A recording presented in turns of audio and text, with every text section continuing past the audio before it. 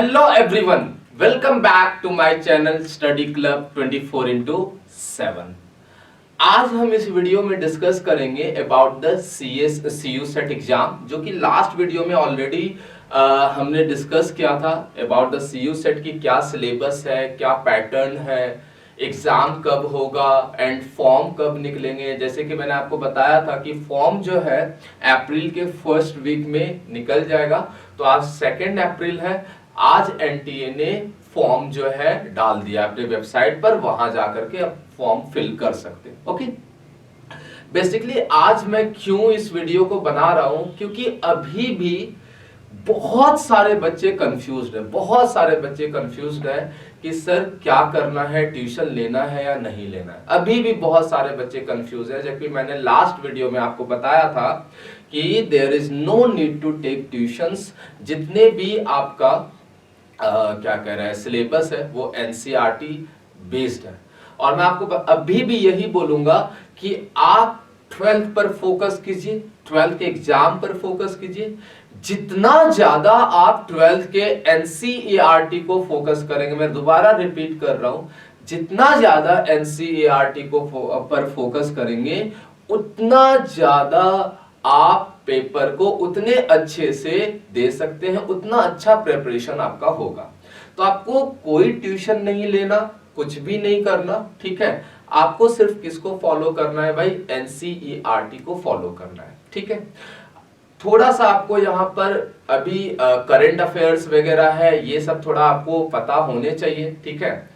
तो current affairs के बारे में बात करो या जनरल नॉलेज के बारे में बात करो, तो हो सकता है कि उसके भी मैं वीडियो आपके सामने लेकर के आऊंगा कि कैसे क्वेश्चंस होंगे, क्या होंगे।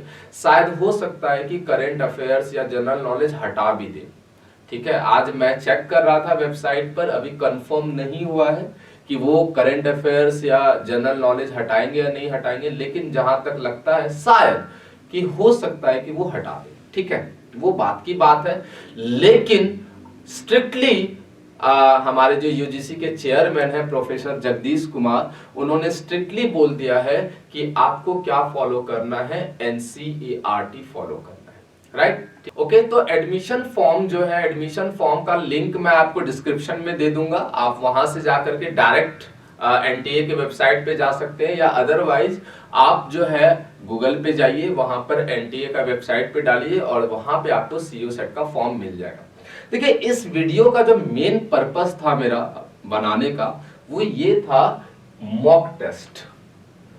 ये सबसे इंपॉर्टेंट है, जो 12th वाले स्टूडेंट को बहुत ध्यान रखना है मॉक टेस्ट। क्यों? क्योंकि ये जो आपका पेपर है ये कंप्यूटर बेस्ड टेस्ट है, ये ठीक है, CBT कंप्यूटर बेस्ड टेस्ट है। तो यहां पर प्रॉब्लम क्या आएगा कि आपको स्क्रीन पे क्वेश्चन देखना है, पढ़ना है और उसका आंसर देना। अच्छा, आंसर इसका क्या है, सिर्फ ABCD नहीं होता जहां तक मुझे पता है। आंसर क्या होगा, आप जैसे कि मान लीजिए 4 ऑप्शन है ABCD, तो मतलब ये नहीं कि आंसर सिर्फ सही या गलत, ऐसा नहीं होता है। अगर आपने किसी को करेक्ट आंसर दिया है तो उस पर क्लिक करेंगे, सेव और नेक्स्ट पर जाएंगे, ठीक है। या आपने उसको क्या क्या रिव्यू के लिए छोड़ रखा है तो उस पर क्लिक कीजिए और रिव्यू वाला डाल दीजिए, या आप उसको नहीं करना चाहते तो उसके लिए भी क्लिक कीजिए। तो कहने का मतलब यह है कि आपके पास बहुत सारे ऑप्शंस होते हैं। ये अगर आप पहले ही जान लेंगे तो आपका टाइम वेस्ट नहीं होगा। सबसे मेन प्रॉब्लम है टाइम को मैनेज करना, कि उतने कम समय में कैसे आपको जो है आंसर देना है। तो ये मॉक टेस्ट जरूर आप कीजिए। CU सेट के जितने भी स्टूडेंट जो भी अपेयर होने वाले हैं, इस मॉक टेस्ट को एक बार नहीं 10 बार दीजिए, ठीक है। देखिए, मॉक टेस्ट कैसे देंगे, जब आप इसको क्लिक करेंगे मॉक टेस्ट पर, ठीक है, तो आपके पास मॉक टेस्ट खुल करके आएगा इस तरीके से, ठीक है। अब जैसे कि यहां पर आपने सेलेक्ट किया कि आपको किसका देना है, देखिए आपके पास आ गया JEE Main, UGC NET, NEET, ठीक है, JNU, इस तरह के बहुत सारे जितने भी NTA जो टेस्ट कंडक्ट कराती है उन सब का मॉक टेस्ट अवेलेबल है, ठीक है। तो आपको किस पे जाना है, CU सेट पे जाना है, ठीक है। देखिए, आपको किस पे जाना है, CU सेट पे जाना है। एक सेकेंड, आपको जाना है CU सेट पर।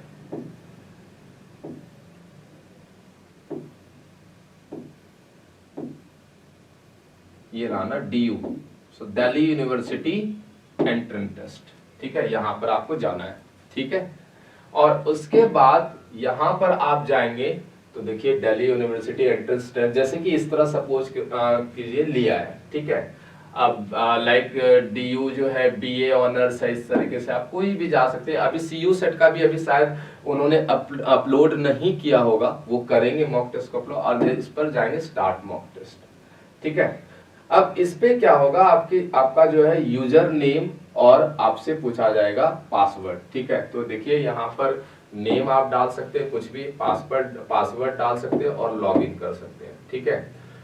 यहाँ पर लॉगिन करेंगे तो कोई भी ऐसा कुछ नहीं, डायरेक्ट लॉगिन पे कर लीजिए, कोई यूजर नेम पासवर्ड, वो एक्चुअली जब आप पेपर देंगे तो वहां पर यूजर नेम और पासवर्ड आपको डालना पड़ेगा, यहां पर डालने की जरूरत नहीं। अब देखिए मेन जो मैं आपको समझाना चाह रहा हूं, ये समझाना चाह रहा हूं, जो 12th वाले स्टूडेंट को बहुत जरूरी समझना है कि जब आप पेपर देंगे, ठीक है, तो आपके पास देखिए ऑप्शन तो 4 है, लेकिन उसको सबमिट करने का या उसको उस ऑप्शंस को सबमिट करने का या उसके आगे जाने के लिए आपको इन प्रोसेस को फॉलो करना होगा। जैसे कि फॉर एग्जांपल आपने आपके सामने एक क्वेश्चन डिस्प्ले किया, एक क्वेश्चन आया, ठीक है। जब आपके पास क्वेश्चन आया तो आपने क्वेश्चन को पढ़ा और पढ़ करके, ठीक है, आप नेक्स्ट पे चले गए। तो इसका मतलब ये हुआ कि आपने क्वेश्चन तो पढ़ लिया, क्वेश्चन तो विजिट कर लिया, लेकिन आपने आंसर नहीं दिया, तो उस पे रेड आ जाएगा, you have not answered the question. कुछ क्वेश्चन आपने विजिट ही नहीं किया है तो उस पे आपका व्हाइट कलर बन के आएगा, you have not visited the question yet. अगर कोई क्वेश्चन गलती से आपका जो है नहीं विजिट हुआ है तो वहां पर क्या आएगा, व्हाइट कलर बन करके आएगा, ठीक है। जब आपने किसी भी क्वेश्चन का आंसर दे करके सेव करके नेक्स्ट पे चले गए तो ग्रीन कलर का आइकन आएगा, you have answered the questions, ठीक है। ब्लू कलर का आइकन जब आता है आपके पास सर्कल में तो इसका मतलब क्या हुआ, you have not answered the question but have marked the question for review. आपने क्या किया, क्वेश्चन को पढ़ा, क्वेश्चन को पढ़ करके आपको लगा यार इसका ए आंसर होना चाहिए, आपने ए पर क्लिक कर दिया, लेकिन सबमिट नहीं किया, आपने सीधा नेक्स्ट क्वेश्चन पे चले गए, सेव एंड नेक्स्ट पे नहीं गए। अगर सेव नेक्स्ट पर जाएंगे वो सबमिट हो जाएगा। आपको लगता है कि यार इस वाले ऑप्शन में डाउट है, ABCD में डाउट है, ठीक है, तो आपको लगा कि बी होना चाहिए, तो तब बी आपने डाल दिया। आपने देखा कि जब टाइम बचेगा तो मैं इसको देखूंगा कि क्या इसका फाइनल आंसर होगा, ठीक है, तब तक के लिए मैंने रिव्यू पे छोड़ रखा है। तो ये ऐसे ब्लू उस पे बन करके आएगा, you have not answer the question but you have mark the question for review. अगर ब्लू पर ग्रीन बन के थोड़ा सा डॉट टाइप का देखिए यहाँ पर ग्रीन बन करके आता है तो इसका मतलब ये हो गया कि जो आपने क्वेश्चंस रिव्यू के लिए डाला था अब उसका आंसर हो चुका है और वो इवैल्यूएशन में कंसीडर किया जाएगा।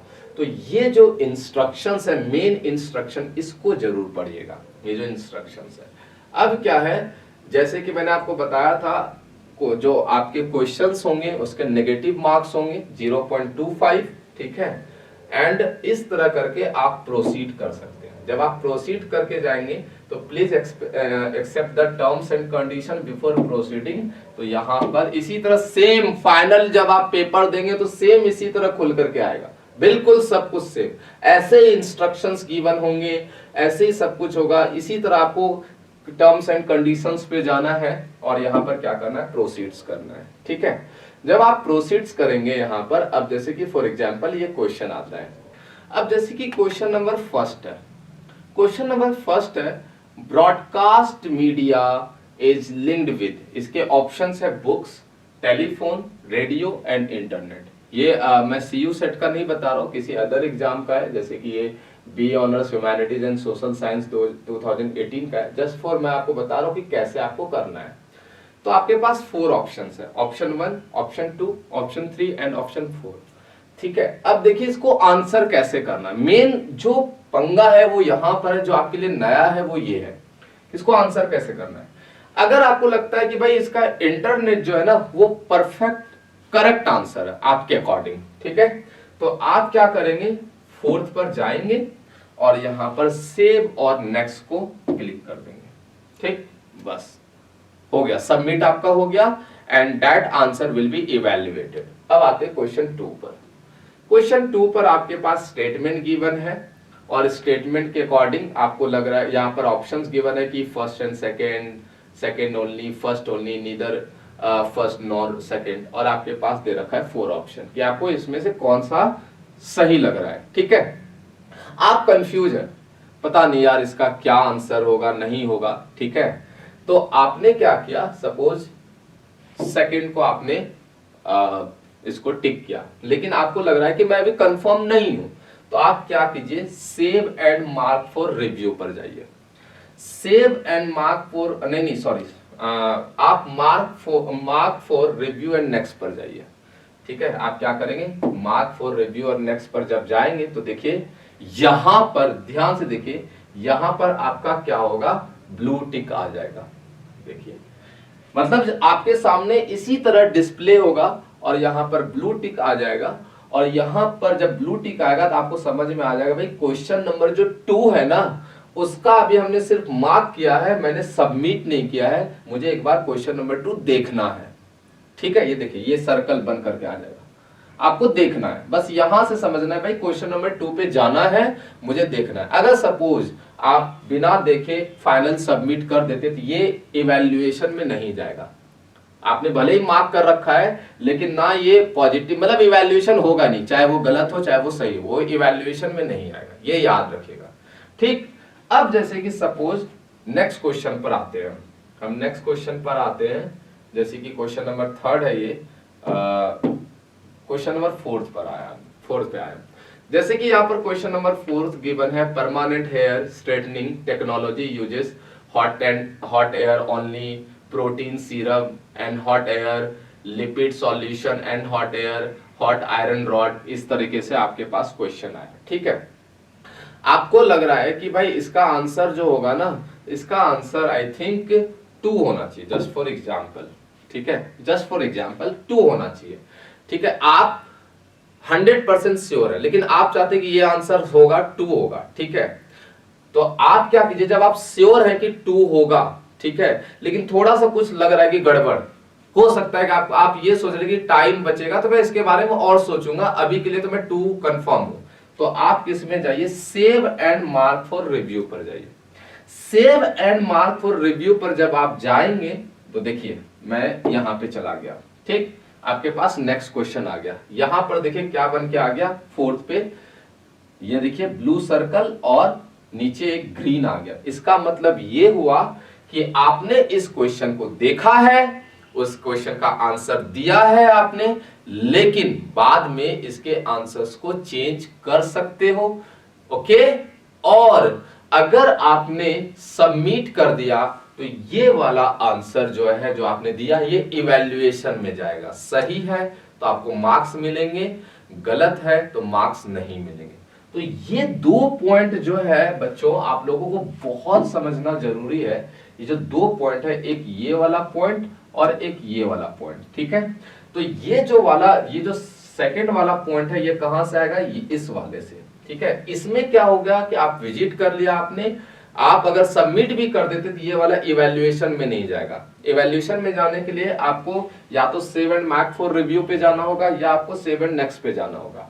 और 4th वाला अगर आपको आंसर देना है, जिसके लिए क्या करना होगा, save and mark for review. इसका मतलब ये हो गया कि आपने सेव कर दिया है, रिव्यू के लिए छोड़ा है, अगर आपको रिव्यू करेंगे, चेंज करना है तो कर दीजिए, अदरवाइज यही वाला जो है आपका आंसर इवैल्यूएटेड किया जाएगा।